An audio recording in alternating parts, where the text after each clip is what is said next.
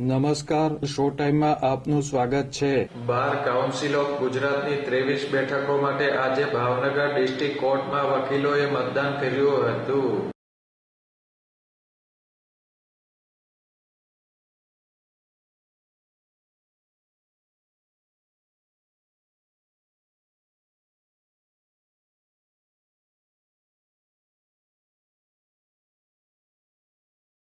Supreme કોર્ટના આદેશ અનુસાર બાર કાઉન્સિલ ઓફ ગુજરાતની 23 બેઠકો માટે યોજાયેલ ચૂંટણીમાં આજે રાજ્યની તમામ ડિસ્ટ્રિક્ટ કોર્ટ ખાતે મતદાન થયું હતું।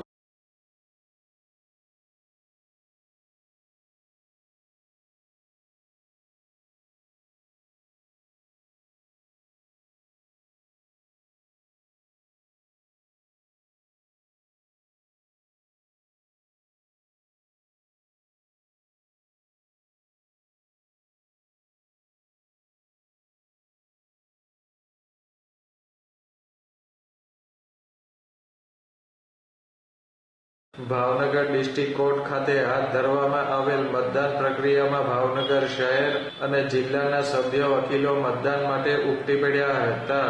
ડિસ્ટ્રિક્ટ કોર્ટમાં મતદાન માટે વકીલ સભ્યોનો દિવસભર ધસારો રહ્યો હતો।